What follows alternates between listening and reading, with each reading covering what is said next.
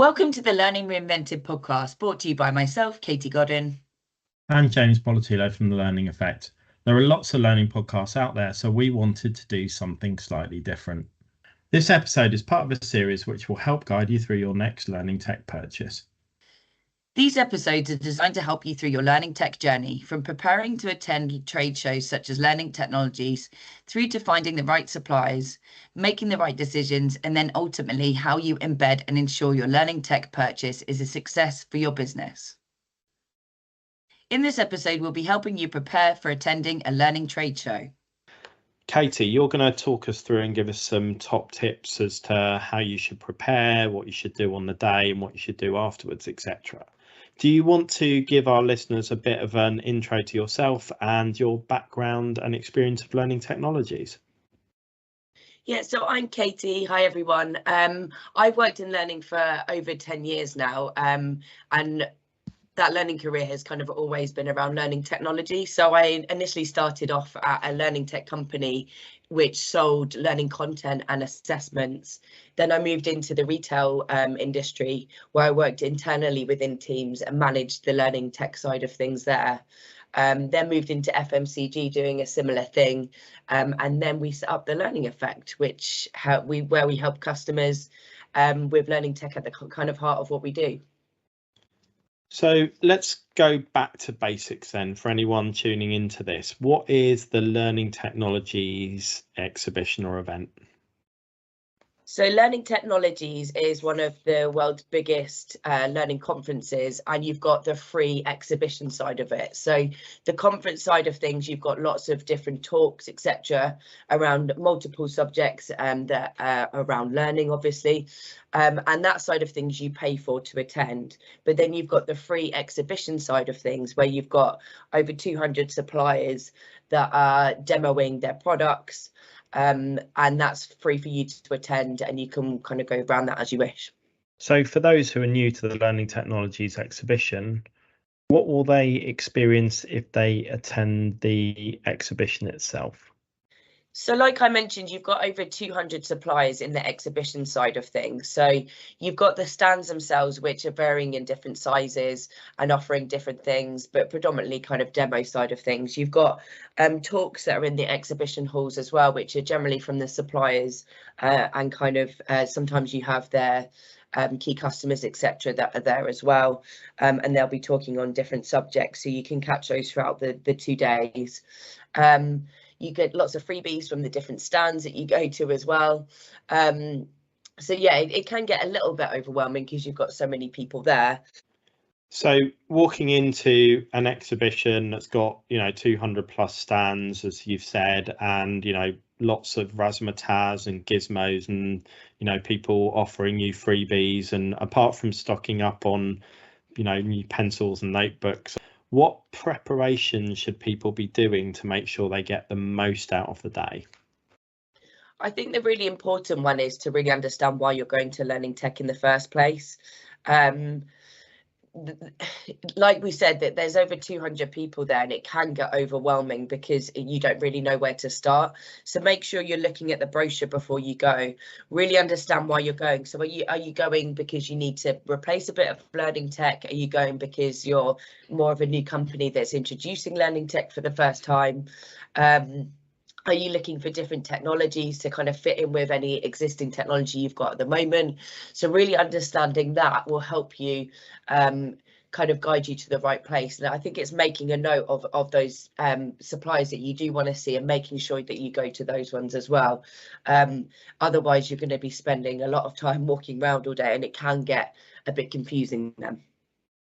And without a plan, it is very easy to spend your time wandering around, following the crowd, getting drawn into different suppliers, either because of the razzmatazz on the stand or just because they happen to have no one in front of them and they strike up a conversation with you.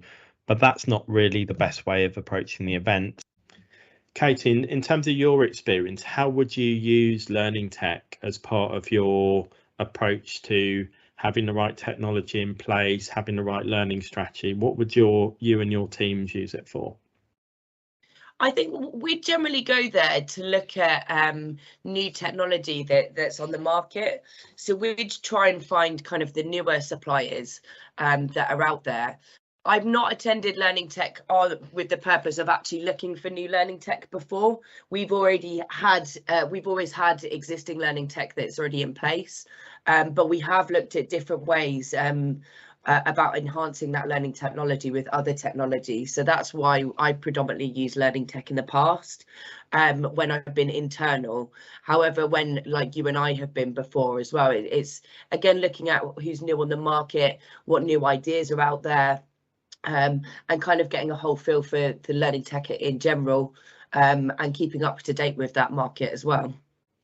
We've talked in the past about potentially some dangers or pitfalls you can fall into in an event like Learning Tech, because there's lots going on. You might miss something that's relevant to you. What are the other challenges of going to that event?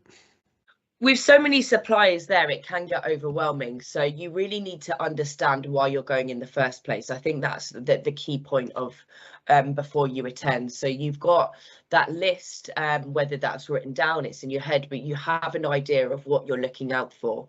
And then it's avoiding kind of like the bells and whistles parts to the systems, because all the suppliers are going to say that their system's the best system and it's going to work well for you.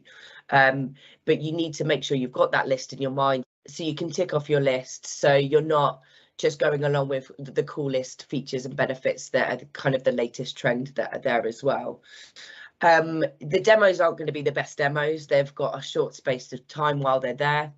There's hundreds of people there as well, so I think the demos aren't going to be they're not going to be personalized to you. They'll be able to tick off a couple of bits if you're asking specific questions, but they're going to be pretty generic. But make sure you're making a note of the suppliers that interest you, so you can contact them again and you can get kind of that more personalized demonstration, and you get sandboxes, etc., to kind of work your way through those as well.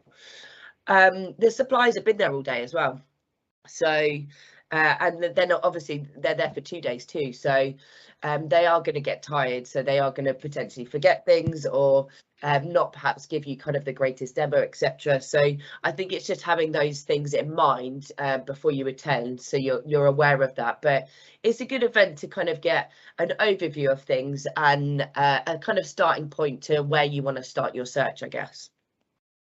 Yeah, absolutely. And I think it's having all those things in mind so you don't necessarily write someone off because of something that's not actually material to the solution you might be looking at. So it could be in some of the suppliers, they don't have a huge team and normally one person does all the demos, but they've got a team of 5 or 6 there. So you're getting a demo from someone who's maybe that isn't their day job, or it could be you're on another supplier and actually they're really slick at the demo, but they don't really know the answers on the product behind. So again, bear those things in mind when you're talking to people at the exhibitions. Think about the things that are really important to you and ask questions that are relevant to you. But bear in mind, if that person isn't au fait with that platform in the depth that they need to be to answer that in-depth question, you can't necessarily write them off, which I think is one of the challenges of attending something like Learning Tech, is you're only going to get that superficial view. And this is about narrowing down and piquing interest to then have follow-up conversations. So with that in mind, Katie, what should people do after the event? So whilst you're at the event, I think you really need to start making notes and making sure that you're capturing the people that you want to go back and see.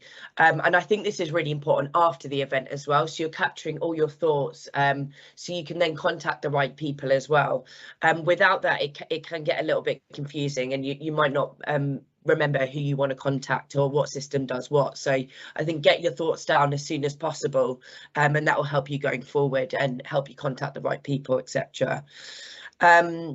And make sure you've got kind of plans in place as well. So you might want to follow up with different conversations. You might ask for demos, but all linking back to those original key points that you've got of why you're purchasing the new system as well. You might do some of that whilst you're there with the suppliers anyway, and you might set up conversations or calls. But predominantly with Learning Tech, this is generally done after that as well, because there's so many people there and it is quite difficult to kind of liaise and get that all set up. And you mentioned earlier about the energy levels of suppliers because they're there for 2 days. I think it's also bear in mind your own energy levels, because you go in, have an intense demo, rock on to the next stand, have another intense demo.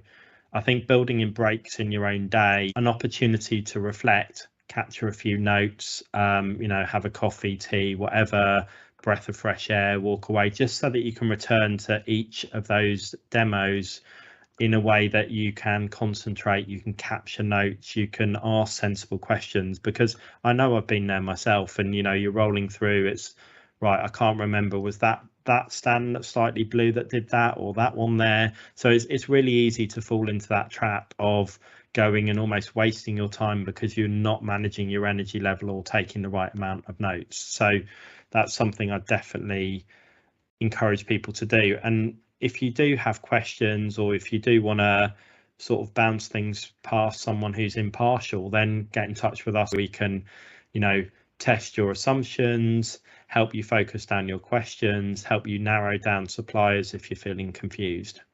I think managing your energy levels are a really, really good point, because I think we're all going to feel pretty knackered after the first day. And then there's lots of social aspects to learning tech as well, whether that's catching up with colleagues you've worked with in the past, suppliers you've worked with in the past, etc. Or there'll be a number of events hosted by suppliers on the evening of the first day. So if you're there on the first day, again, use your time wisely to decide which of those events you might want to attend, both to find out more, but also which event appeals to you most as well. Thank you for listening to this episode. We will be sharing more tips over the coming weeks. Thank you for listening to this episode of the Learning Reinvented podcast. We hope you enjoyed it. If you've not already done so, please follow our podcast. And if the learning effect can help you and your organisation, please do get in touch. You can find both James and Katie on LinkedIn, and our contact details are in the show notes below.